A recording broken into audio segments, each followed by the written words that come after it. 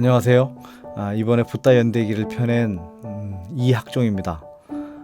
오늘 윤화방송을 통해서 시청자님들과 처음 만나게 됐는데 이런 그 영광된 그런 자리에서 여러분들을 만나 뵐 수 있게 돼서 너무 감사하고 또 행복합니다. 제가 이 책을 쓰면서 감동적이고 꼭 또 여러분들께 들려주고 싶은 그런 이야기를 뽑아서 앞으로 낭독을 몇 차례 해드릴 건데요. 오늘 들려드릴 이야기는 부처님 그 출가의 그 과정에 대한 이야기입니다. 부처님께서 출가를 왜 하시게 됐으며 또 어떤 과정을 통해서 출가를 하게 되셨는지 이 이야기를 꼭 들려드리고 싶었습니다. 우리가 보통 알기로는 부처님은 그 라울라 아들이 탄생하는 날 밤에 그 뭐 도망치듯이 이렇게 성을 넘어서 가빌라 성을 넘어서 출가한 걸로 이렇게 알고 있잖아요. 그런데 저는 늘 이 부분이 부처님 일대기를 읽을 때마다 의문이었습니다. 부처님께서 그렇게 인간적이지 않게 아내와 사랑하는 아들 그리고 그동안 당신을 보살펴 주신 그런 부모님을 그렇게 버리고 도망치듯이 갔을까? 아마도 그러지는 않으셨을 것이다 이런 생각을 하고 관련 자료를 많이 이제 이거저거 뒤져보고 그러던 차에 꼭 그런 것은 아니다라는 그런 그 자료를 또 볼 수 있었습니다. 그래서 저 과감하게 그 자료를 채택해서 부처님께서 출가하실 때 아내도 설득하고 아버지도 설득하고 어머니도 설득하고 또 그 설득하는 과정에서 내가 출가하는 목적은 이것 때문에 출가한다. 이러이러한 것이 나 개인의 목적을 위해서 출가하는 것이 아니라 모든 사람들의 그 행복과 그 어떤 죽음으로부터의 고통에서 벗어나게 하기 위한 길을 찾기 위해서 나는 출가하는 것이다. 라는 것을 아주 강조해서 설명하시거든요. 결국은 이런 것들이 나중에 부처님께서 대각을 이루신 다음에 설법을 하는 그 설법의 결단을 내리는 그런 배경이 되죠. 그러니까 이 부분은 어쨌든 부처님 일생에서 굉장히 중요한 부분이고 이 중요한 부분을 우리가 그냥 넘어간 것은 아닌가 해서 제가 이 부분을 좀 많이 길게 썼고요. 또 여러분께 들려드릴 그런 대목으로 정해봤습니다. 자 그러면 지금부터 여러분께 이 결단 이 부분을 낭독해 드리겠습니다.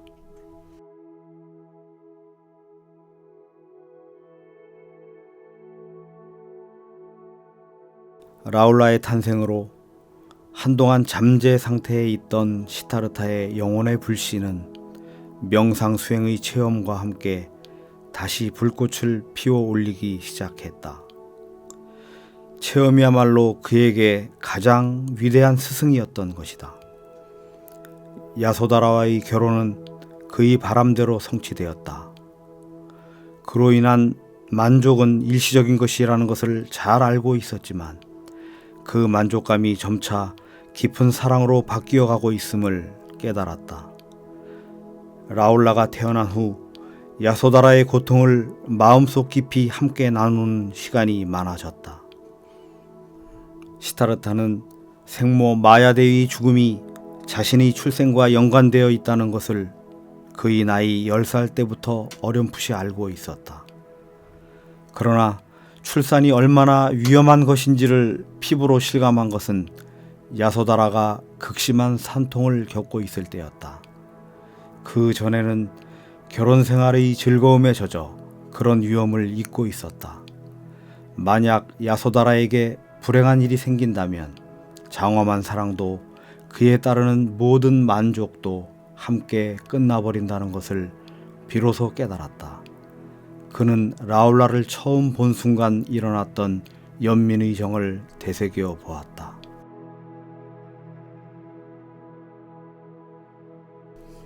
라울라가 극진한 보살핌 속에서 하루가 다르게 자라며 점차 이목구비가 또렷해지자 아들에 대한 시타르타의 사랑도 점점 커져갔다. 번쩍 라울라를 들어올려 품에 안을 때마다 더욱 깊어지는 사랑과 애착이 가슴속 깊이 느껴졌다. 그러나 사랑 또한 영원한 것은 아니었다. 죽음 등과 같은 여건의 변화에 따라 얼마든지 변하거나 사라질 수 있는 것이 사랑이었다. 그는 이미 출산 과정에서 야소다라가 겪었던 심각한 고통을 생생하게 기억하고 있었다. 태어나면 죽는다. 죽은 후에는 또 다른 생으로 태어난다. 죽고 태어남의 고통이 끝없이 반복되고 있다. 이런 비극적인 일이 다시는 일어나지 않게 할 수 있는 길은 없을까? 있다면 그 길은 어떤 길인가? 인간의 생명은 유한하다. 마치 거품처럼 쉽사리 사라진다. 생의 수수께끼를 풀 길은 없을까? 라울라의 탄생이 가져다준 이런 의문들은 또다시 그를 깊은 고민으로 이끌고 있었다. 무상과 괴로움을 초월하여 영원히 행복하게 사는 길은 없는 것인가? 불안한 사제들은 희생의식의 보상으로 천국의 삶을 약속한다. 과연 죽음을 초월한 무사의 경지가 있을 수 있을까? 만약 저들이 말하는 대로 모든 것이 신이 창조한 것이라면 세상을 고통과 불행으로 가득 채워놓고 그로부터 벗어날 수 없게 만든 신은 악의 화신임이 분명하다. 그러나 사람들이 믿듯이 전능하고 자비로운 신이라면 어디인가 분명히 탈출구를 만들어 두었을 것이다. 어딘가에 해탈에 이르는 길이 열려 있을 것이다. 아마도 그 문은 인간의 깊은 무지와 편견, 신화와 미신, 의식과 간섭에 가려져 있을 것이다. 시다르타는 야소다라와 라울라를 향한 자신의 사랑과 그들을 보호해야 하는 의무를 생각했다. 거기에는 선택의 여지가 없어 보였다. 아버지와 마찬가지로 나 또한 작은 부족의 통치자로 남아야 할 것이다. 그러나 난 그럴 수가 없다. 아, 어떻게 해야 하는가? 그는 괴로웠다. 아버지는 사키야 왕국의 왕이지만 백성들을 구제할 수 없다. 여기 수많은 사람들이 고통을 받고 있다. 자신의 아내, 나의 어머니의 불행조차 막을 수 없었던 아버지가 어떻게 모든 백성을 구원할 수 있겠는가? 그렇다면 나는 어떨까? 과연 야소다라와 라울라를 도울 수 있을까? 나 역시 그들이 고통과 불행에 아무런 도움이 되지 못한다. 그렇다. 죽음 앞에 무방비로 던져진 모든 존재가 갖고 있는 근본적인 불행은 내가 나서서 해결할 수밖에 없다. 그 길을 찾아낸다면 나는 내 아버지와 어머니, 야소다라와 라울라, 그리고 모든 사람들을 구할 수 있을 것이다. 고해에 빠진 인간에게 행복을 나누어 주고 동시에 나 자신도 구하고 싶다. 아, 나는 그 길을 찾고 싶다. 아니, 반드시 찾아야 한다.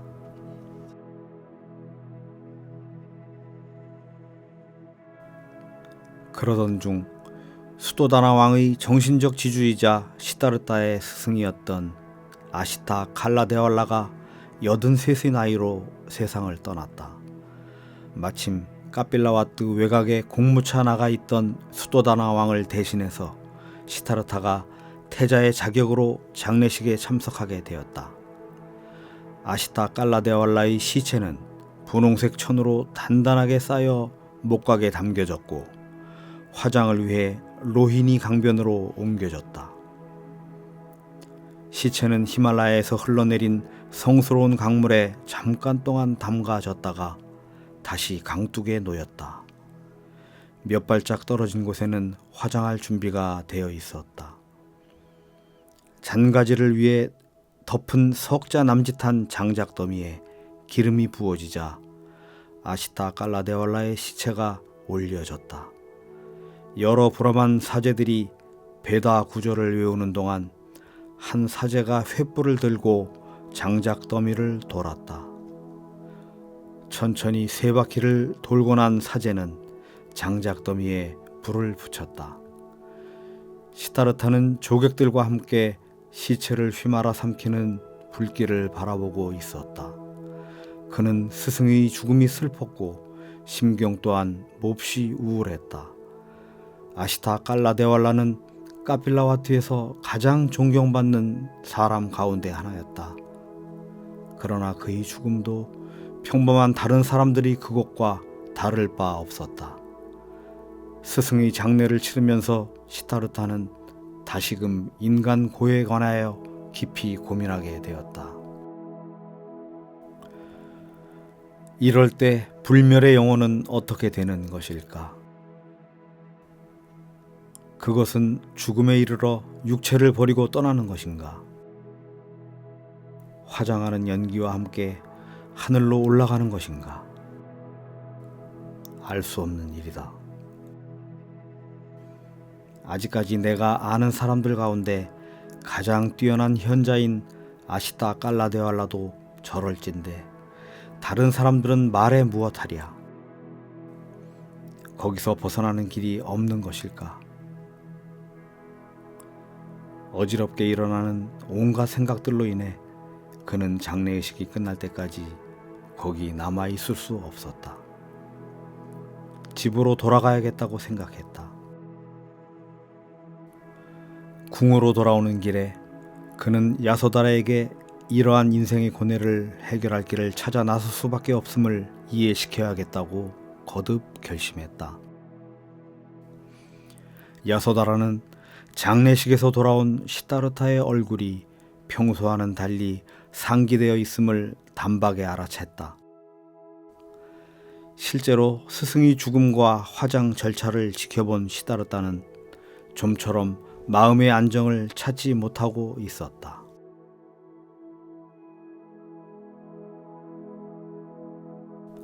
서쪽 지평선으로 해가 저물고 있었다. 온갖 것들을 생생하게 깨우며 떠오른 태양이 검붉은 노을을 분출하며 조금씩 쓰러지고 있었다. 주위를 붉게 물들이고 석양빛에 시타르타와 야소다라의 얼굴빛도 붉게 물들어 있었다. 반면 아침 햇빛으로 찬란하게 물들던 동력은 점점 더 우울한 어둠에 쌓여가고 있었다. 저것이 내 인생을 말해주는 것은 아닐까 라는 생각이 야소다라에게 밀려왔다. 야소다라, 부디 당신의 허락을. 시타르타의 부드러운 음성이 들려왔을 때 야소다라가 느꼈던 모든 불안은 순식간에 확실한 것이 되어버렸다. 그것은 천둥이었다. 야소다라는 한동안 숨을 쉬지 못했다. 낯빛은 창백해졌고 눈동자는 이내 초점을 잃었다. 야소다라의 표정을 살핀 시타르타는 나머지 말을 마저 다 할 수 없었다. 야소다라의 흐느낌을 들었던 것이다. 눈물을 머금는 아내를 바라보는 시타르타의 가슴이 무너져 내려앉는 듯했다. 아, 야소다라가 크게 상심하고 있다. 시타르타는 내심 당황했다. 한동안 망설일 수밖에 없었다. 아, 지금 떠날 수는 없는 것인가? 꽤 시간이 지난 후 야소다라가 흐느낌을 멈추고 가만히 속삭였을 때 시타르타는 자신의 귀를 의심했다. 네, 알아요. 당신이 원하는 것이 무엇인지를. 나는 당신을 기다리겠어요.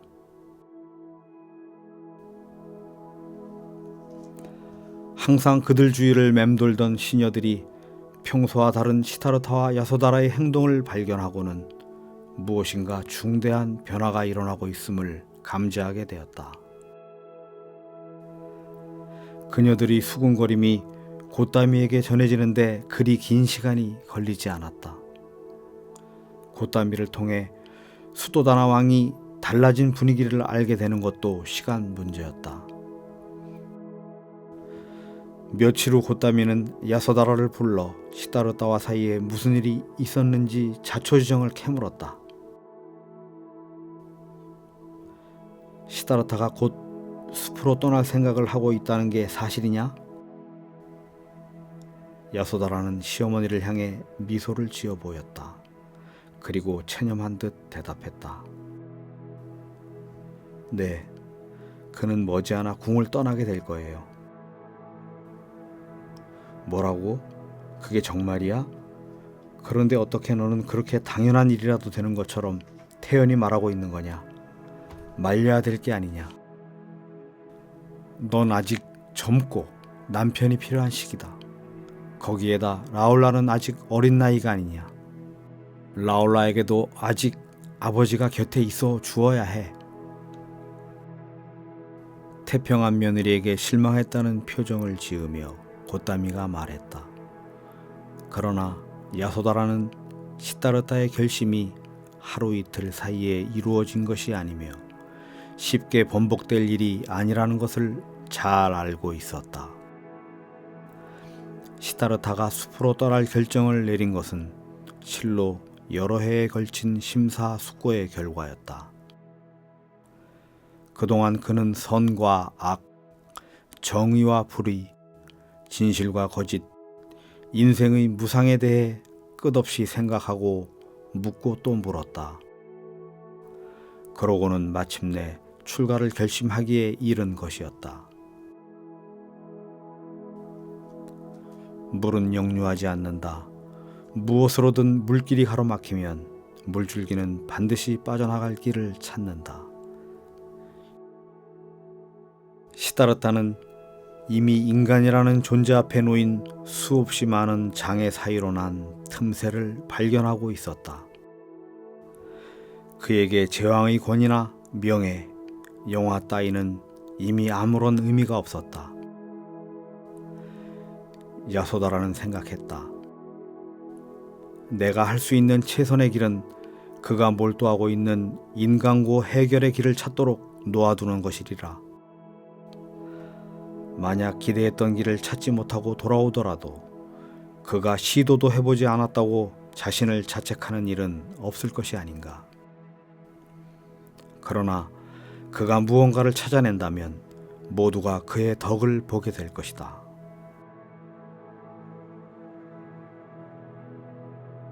수도다나 왕은 아들이 출가하려고 한다는 이야기를 듣자마자 한 걸음에 시다르타의 처소로 달려갔다. 고따미가 그 뒤를 따랐다. 시다르타와 야소다라는 시녀들과 함께 뛰노는 라울라를 바라보며 일상적인 이야기를 나누고 있었다. 수도다나 왕이 방에 들어서자 부부는 자리에서 일어섰다. 시녀가 라울라를 데리고 밖으로 나갔다. 시다르타는 아버지가 무슨 이야기를 하려는지 짐작을 하고 있었다.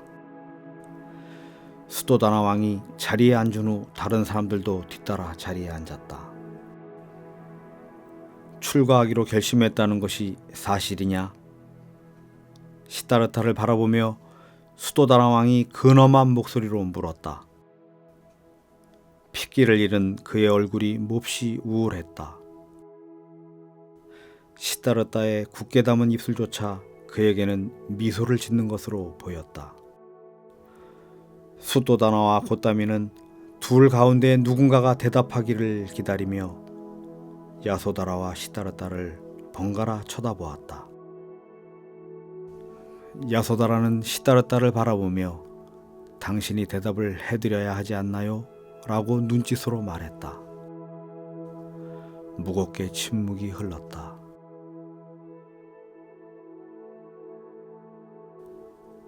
선뜻 대답이 나오지 않자 수도다나 왕이 녹이 띈 얼굴을 한 채 먼저 말문을 열었다.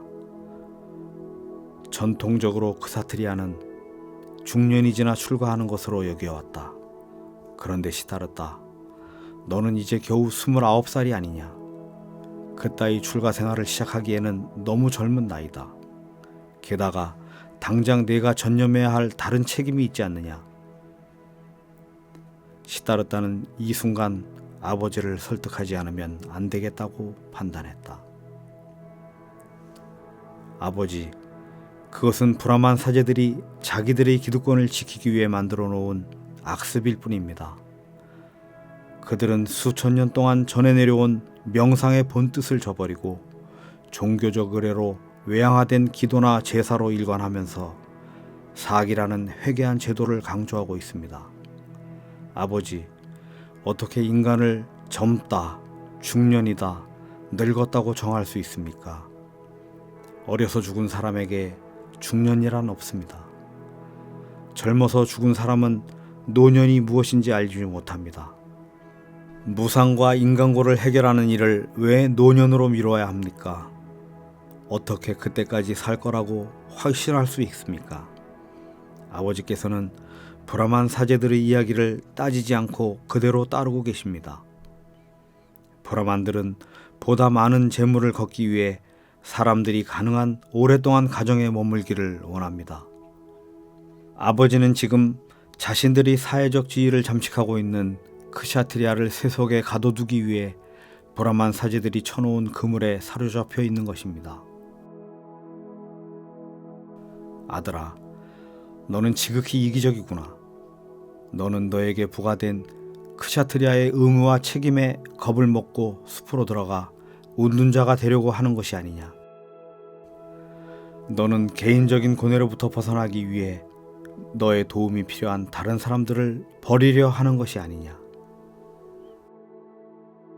그 순간 야소다라는 시다르타의 표정에서 분노가 일어나고 있음을 알아챘다. 시다르타가 어떤 말을 했을 때 벌어질 상황이 두려웠다.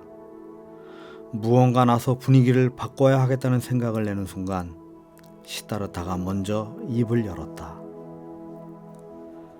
아닙니다, 아버지. 그렇지 않습니다. 저는 저희 출가가 제 자신만을 위한 것이라고 생각하지 않습니다. 제가 고심하고 있는 문제는 바로 아버지의 고뇌며 이 세상 모든 사람들의 고뇌입니다. 저는 스스로 태어남과 늙음과 병든과 죽음, 그리고 슬픔과 번뇌에 묶여 있으니 그것들의 재난을 알고 안온한 열반을 구하기로 결심했습니다. 제가 해탈의 길을 발견한다면 그것은 제 자신뿐만 아니라 고뇌하는 모든 사람들을 위한 것이 될 것입니다. 수도다나 왕은 말문이 막혔다. 시다르타의 성정은 어떤 결정에 이르렀을 때 이미 찬반의 모든 면을 신속히 숙고한 다음이라는 것을 잘 알고 있었다. 시다르타는 이미 내려진 결정을 끝내 고집할 것이다. 야소다라 역시 시다르타의 결심을 수락할 수밖에 없을 것이다. 그가 야소다라와 결혼하고자 했을 때 아버지인 자신에게 했던 것과 똑같은 방식이었을 것이다. 그러나 수도다나 왕은 시다르타에게 마지막 일격을 가했다. 고행자가 되어 어떻게 다른 사람들을 돕겠다는 것이냐? 너는 출가 수행자가 다른 사람을 돕는 것을 본 적이 있느냐? 돕기는커녕 사회의 짐이 될 뿐이다. 그런 사람들은 숲에서 빈둥거리다가 거기서 찾을 수 없는 것을 구하려고 마을에 내려온다. 아무것도 베풀지 못하면서 가난한 마을 사람들로부터 무엇이든 얻기를 기대한다. 그따위 자비행이 어디에 있다는 말이냐? 시다르타는 아버지의 이런 비판이 일면 옳다는 것을 잘 알고 있었다. 실제로 숲속의 은둔 자들은 이따금 무언가 필요한 것이 생기면 거리로 나왔다. 신심이 깊은 주민들이 한두 번 그들이 원하는 것을 내주다가 결국 넌더리를 내고 그들을 외면하는 경우도 있었다. 제가 생각하는 출가는 그것 자체가 목적이 아니라 하나의 수단일 뿐입니다. 제가 인간고를 해결할 방법을 찾는다면 그것은 부자나 가난한 사람, 저를 도와주거나 도움을 거절한 사람 모두에게 똑같이 이로운 일이 될 것입니다. 저는 결코 세상의 짐이 되지 않을 것입니다. 그리고 영원히 숲속에 응거하고 싶지도 않습니다. 그것 또한 목적이 아니라 하나의 수단이기 때문입니다. 그래, 언제 어디로 갈 예정이냐? 분노와 슬픔을 애써 눌러 참으려 수도다나 왕이 참담한 표정으로 물었다. 언제 어디로 갈지는 저도 모릅니다. 하지만 머지않아 떠나게 될 것입니다. 야소다라를 쳐다보며 시다르타가 대답했다. 그러나 야소다라는 시다르타를 마주 볼 수 없었다. 수도다나 왕은 말없이 자리에서 일어나 방을 나섰다. 그는 비틀거리며 가까스로 발걸음을 옮겼다. 자기 방으로 돌아온 수도다나 왕은 방바닥에 털썩 주저앉아 꺼이꺼이 어린아이처럼 울었다.